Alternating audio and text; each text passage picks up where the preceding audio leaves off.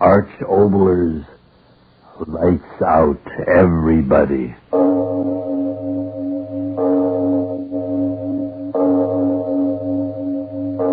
It is later than you think.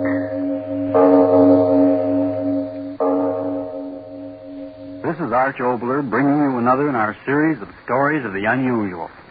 And once again we caution you, these lights-out stories are definitely not for the timid soul. So we tell you calmly and very sincerely, if you frighten easily, turn off your radio now. November of 1939. Astronomically, that isn't even a blink in the eye of the universe, but it's a very long time measured in the length of our own very ephemeral lives.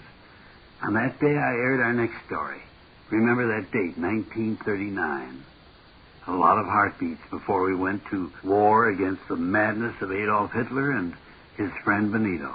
Listen to Bathysphere.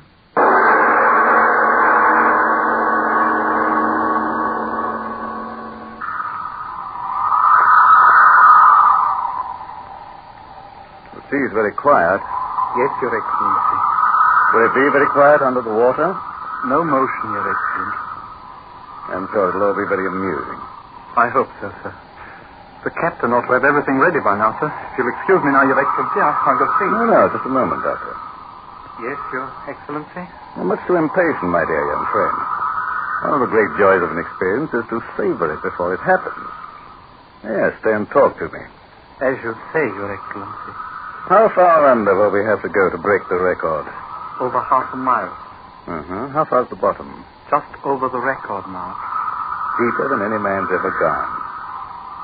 It'll all be very amusing. Suddenly the wind's changed. Always at this hour of the day, Your Excellency. It's time to go. I assure you that the sea will wait for us. But I am thought that... Don't think so much, my young friend. Thinking is an unnecessary pastime. The emotions are much more dependable. My thoughts tell me that this little excursion under the sea will be quite precarious. On the other hand, my emotions tell me that it will be most interesting and amusing. Your Excellency, we are ready. Oh, Captain, you too are impatient, huh? I don't know what you mean. That is to say... No, don't splutter. Now, come ahead, my young and impatient friend. We'll go aboard your diving bell and begin our little adventure. Come.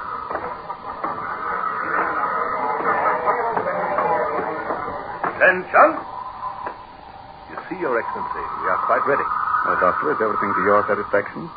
Did you put in an extra oxygen tank, Captain? Yes, sir. Everything just as you said, Doctor. The telephone communication been tested? 20 times. Searchlight? I assure you everything has been tested, Doctor. The winch goes smoothly now. Why, yes, I believe... I don't want you to believe. I want you to know. But I assure you... Go and test it at once. Yes, Doctor. At once, Doctor. All right, men. Test number one. Aye, aye, sir. Aye, aye. Test number one. Over. Slowly there. Well, your thoroughness is most commendable, Doctor. We are going half a mile below the sea, sir. Nothing can be left to chance. The pressures down there are almost beyond imagination. Yes, I know.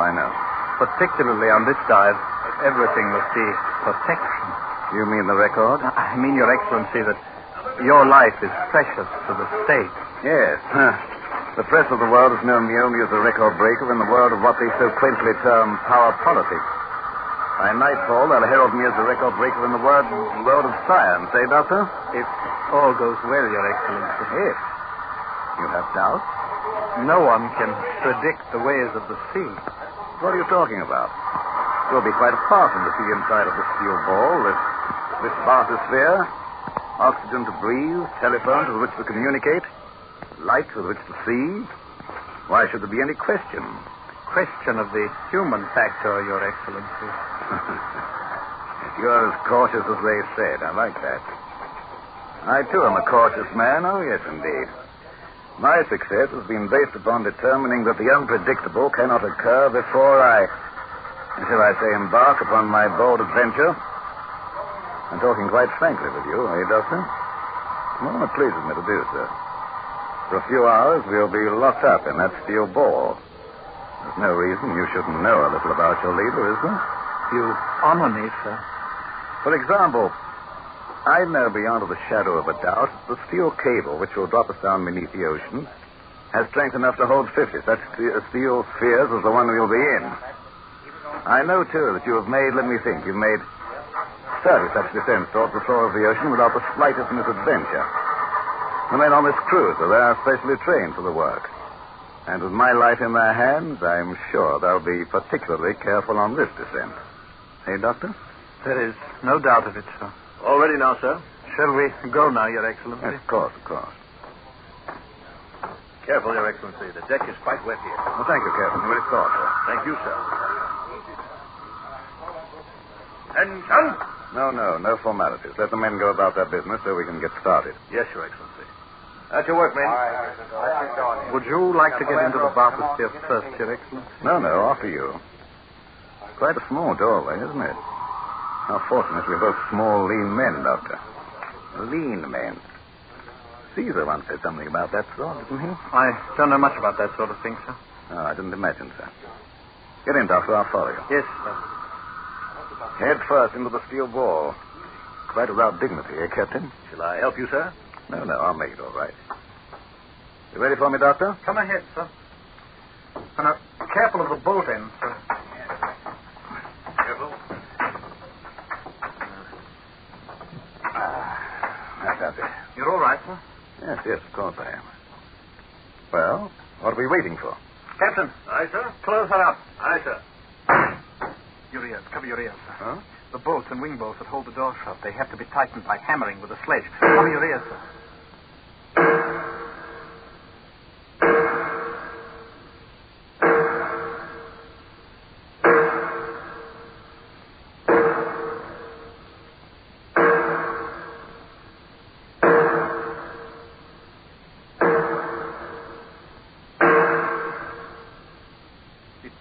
Right now, so they've done. But what an infernal din.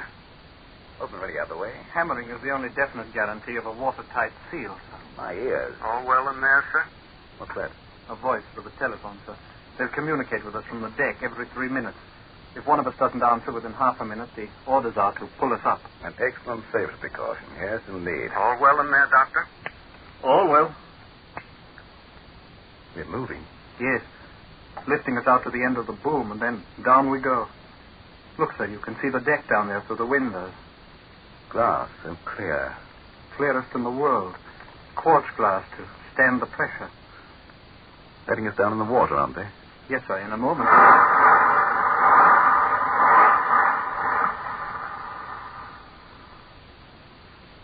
We're under. Yes, I turn the oxygen higher.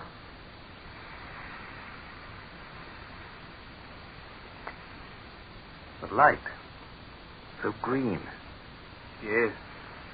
Soon it'll be blue. Then a darker blue until at around 2,000 feet we'll be in a darkness that goes beyond dark.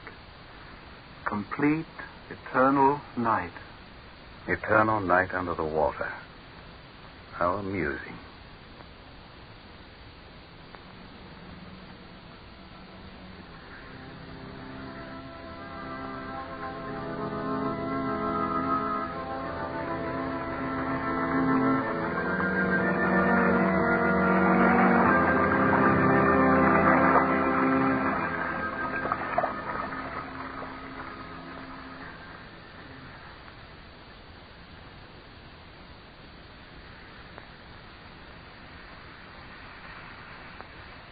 All well down there, sir? All well. How far down are we? About 1,100 feet, sir. It's hard to believe it. There is almost a quarter of a mile of water crushing down upon us. The word crushing is most inappropriate at this time, my young friend. My apologies, Your Excellency. I've been watching the water. You said it would be as night. Yet it isn't black, it's blue. Strangest blue. A few more 100 feet and there will be no more color in the water, sir. The light out there. What? I can't quite make it out, sir. Perhaps some sort of a luminous plankton. It's amusing. The fishes carrying along their own electric plants. The dark's alive with them, sir. Oh, look, sir. What? That small flat fish. You see, even his teeth gleam with the luminous mucus. I've caught that sort in the trawls. They can eat organisms as large as they are. Wait, I'll turn on the searchlight and you'll see. No, never mind. I didn't come under the sea out of any interest in those bits of fish. As you say, sir. They light up like a train in the dark.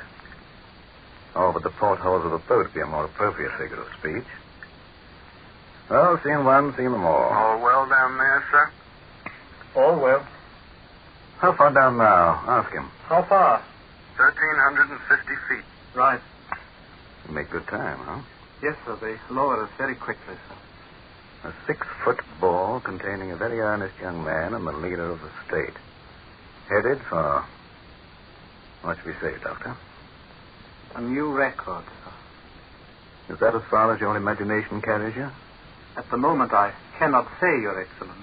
Well, perhaps when we reach the end of the cable, we'll discuss life and death very profoundly, eh, my friend? Philosophy under the sea. Yes.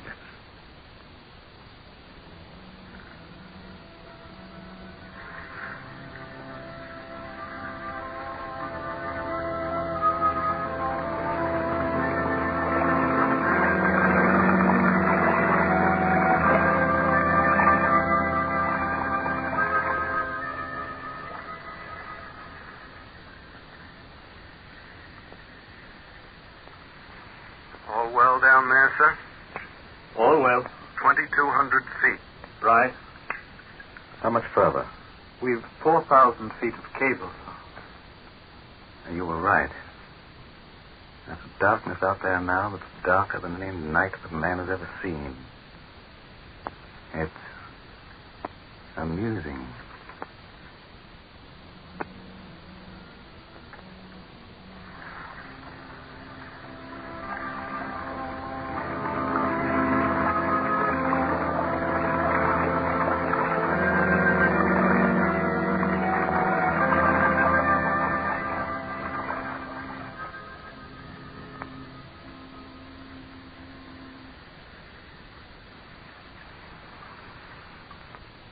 All well down there, sir? All well. 2,800 feet, sir. Right. Your Excellency, Yes? in 10 or 11 minutes we will have broken the record. You keep your eyes so close to that window. Might I ask why? I thought I saw something out there. What, sir? Something huge. It gave off a pale green light and then was gone so quickly I'm not quite sure. I'll turn on the searchlight. No. No, this infernal darkness amuses me. Tell me, Doctor, in your other trips, have you seen anything out there? So vague, huge, you know what I mean. Yes, sir. Several times. Well? Shadowy and indistinct. I couldn't say what, sir. Can't you guess? I have no answer. All well down there, sir? Oh, tell him yes, and stop annoying us. All well, and Captain's compliments, sir. You've reached 3,028 feet, sir. That was Beebe's record. Huh? The old one. 3,030. Broken it. 3,100. Doctor, that's quite enough. 3,150. Doctor, did you hear me? Broken the record on a few feet to spare. Order them to hold us up. 3,200. Doctor, you out of your head. I gave you orders. Have them pull us up. I've had enough of this. I tell you that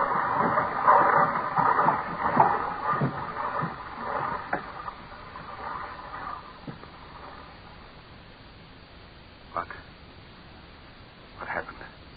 Happened? We just landed at the bottom of the sea, that's all. Why did you ignore my orders? I said to go up. What are you doing now? What was that lever that you threw? Answer me. Yes, I'll answer. Haven't you forgotten something, Doctor? What? To say, sir, Your Excellency. Excellency? Here at the bottom of the sea? What happened to you? All of a sudden, you... Now, the excitement of creating a new record, a little too much for you, eh, my young friend? Well, it's understandable. Now, signal the ship and have them draw us up. Your little adventure is over. Didn't you hear me? I said signal the ship. How? You out of your mind completely. Telephone them. At once, you hear me? The telephone consists of a carbon transmitter, receiver, actuating battery, and connecting wire. We have no telephone. Get to one side. Hello. Hello up there. Hello. Hello, answer me. Hello. Hello, blast you, answer me. Hello. But they don't. The wire is torn loose. Would you know how to fix it, Your Excellency? What? Oh, I see it. Happened when we bumped on the bottom, didn't it? Well, can't you fix it? I can, but I won't, Your Excellency. What is this? It's taken you a great number of moments longer than I expected to ask that question. You notice that I've called you Your Excellency a couple of times, but that was the end of that. From now on, I will call you Your Infernal Excellency. How amusing. Still amusing. Yes. I don't believe it. You think it's some kind of madness on my part, that you'll do something about it. Not I, you. I? You have an emergency way of signaling. Yes, I know you have. You flashed the searchlight on and off 3 times, and the flow of current registers up on deck. And they know that it's an emergency. I'll go ahead and do it, and perhaps I'll forget your little... shall we call it... joke? I am quite content to stay down here. Turn on the searchlight. All right, I'll do it myself. Why waste your time? You've so little of it left. What do you mean by that? The searchlight, too, is disconnected. Why? There is no need of it. It will be best to die in the dark. Die? Yes. This is impossible. I investigated you, your record, your family, your associates. Clearest record in the state. You have no reason or the will to kill me. Kill me? It's really funny. A young, empty-headed fool killed me. It's very amusing. You'll be afraid soon. Is it possible that you've forgotten the final emergency signal, you fool? Yes, I said signal. The signal of silence. I'll try the telephone as scheduled, and when we don't answer, they'll pull us up. Have you forgotten that? It's been more than 3 minutes since the last signal. If what you say is true, why aren't we moving? We are. For all I know, we are. Are we? The darkness, who can tell if there's enough motion? You know we're motionless. As quiet as in a tomb. Appropriate, that. And we'll stay here. I know that. Huh?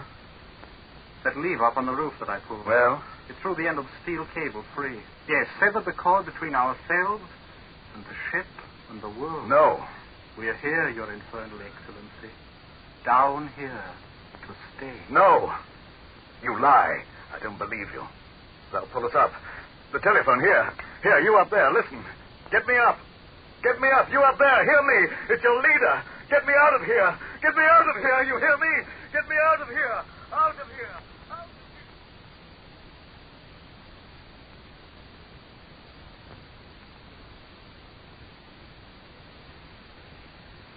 Unbelievable. Oxygen left for another hour, and it takes you 10 precious minutes of your precious life to believe. You do believe you're going to die now, don't you? But I'm sure nothing could happen. Every detail of the machinery. The record of every member of the crew. And I was one of those who was perfectly harmless. Yes, your past. Since a boy trained in the schools of the state. Your father an official. Why do you do this to me? Why? Your ego is so great that even now, knowing you're going to die here with me, you're less concerned with death than you are with knowing wherein you failed. Answer me, why do you do this? You were trained in my schools, brought up to think the way you should think. Who up there made you do this thing, and why? It will be a slow death. As slow as the death of my country. Answer me, who and why? Your mouth will bite for air, and there won't be enough to let you live, and yet there'll be enough so that you won't quite die. You'll tell me you will. Your lungs will reach up through your mouth, a breath of air, just another. There won't be another. And as you die, you'll know it. I want to know one thing. Why do you do this? Why? Yes, I'll give you your whys. You trained me in your schools. And from morning to night, what went into my head was only what you decreed was right and proper for a good citizen of your eternal state to know. Yes, you crammed my head full. But there's one place you and your books and your speeches couldn't reach. My heart. Your heart? Yes, heart. You heard me, heart. My head said believe. My heart said no. My head said obey. My heart said no. That's where you made your mistake, you devil. You didn't start in young enough with me. For the heart that was born inside of me has brought you here to die. I don't understand. Wait, I'll turn a little more oxygen on. That will give me a little more strength to keep on telling you your whys and cut the breath left for you after I'm finished. What was I saying? Yes, that you didn't condition me quite well enough. Should have started with the embryo, for somewhere along the line a little humanity got inside of me that cried out against what you were doing. It grew and grew until it said you had to die. And you will die. Yes, here in the black under the sea. And they won't roll drums for you, march for you. Ended here. What have you to say to that?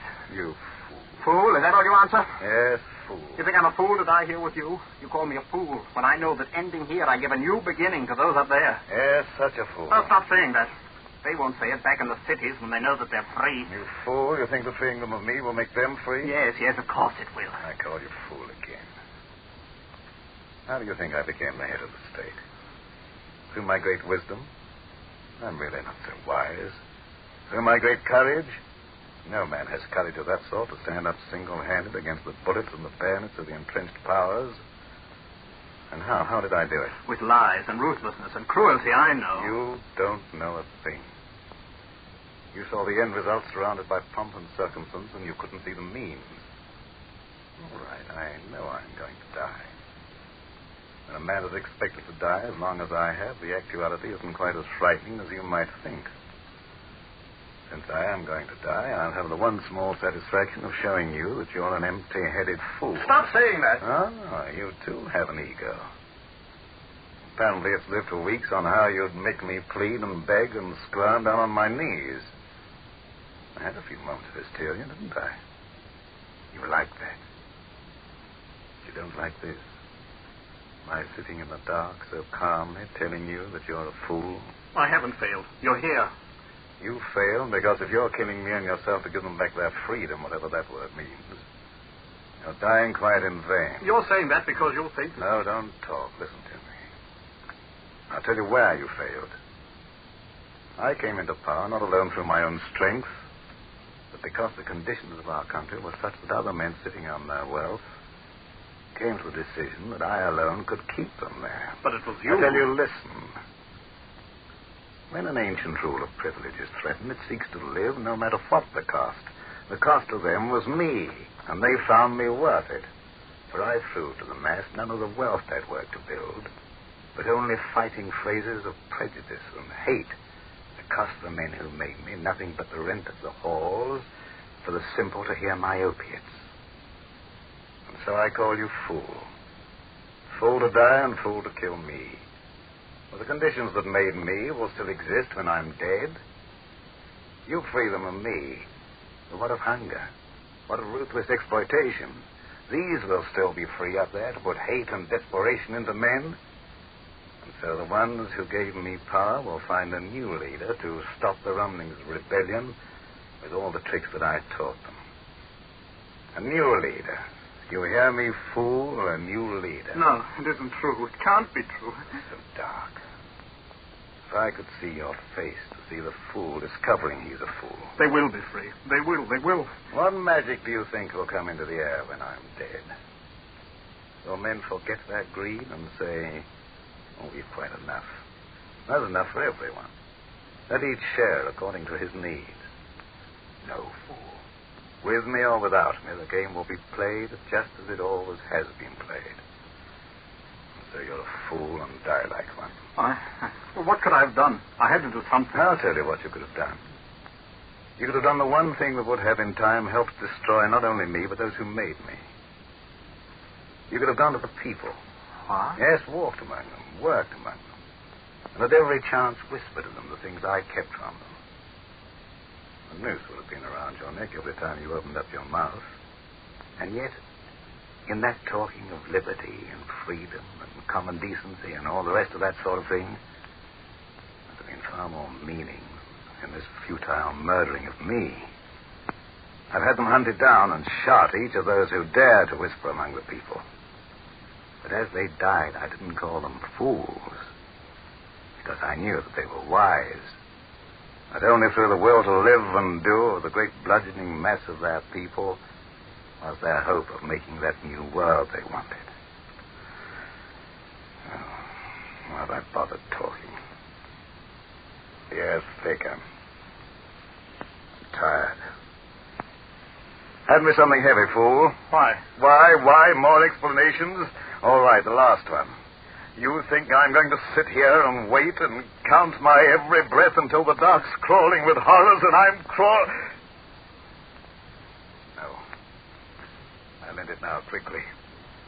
Yes, faster than a bullet shot. Give me something heavy, I tell you. I'll smash the glass. The water, tons of it, smashing in. I'll be dead, faster than the thought and never ended. Give me something to smash the glass or I'll... There, sir? All well down there, sir?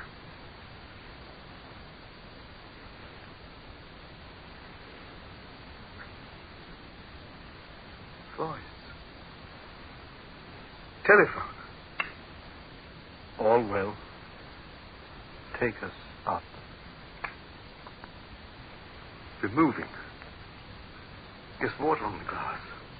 We're moving. Doctor, the cable. I lied. But all this time, why? My orders to the crew were to leave us alone on the bottom as soon as the slackening of the wire showed them we'd hit the bottom. Telephone. I reconnected it while you talked. Then, you didn't really mean to kill me. Kill you? Yes, I meant to kill you. Had it all planned out. Tell you what I told you, and then you'd go quite crazy with fear. And after that, I'd kill you. 2,900 feet. All well down there, sir? All well. And yet you didn't. The lights of the creatures out there. Blinking of stars on a cold night. Why didn't you kill me? I want to know. What would have been the good of it? A fool and a figurehead die together. No good of it. So you believed me? Even a fool can understand futility. The water's getting lighter. Soon we'll be back. Up there. It'll be very strange at first. I don't much care now, yet I'll ask. What happens to me? You? I told you many things down there, didn't I? Yes, too many things. A man, in doubt as I was, talks too much. And since you of necessity heard what I said, when we get there, I will probably have you shot. The victim sentences his murderer. It will be most amusing.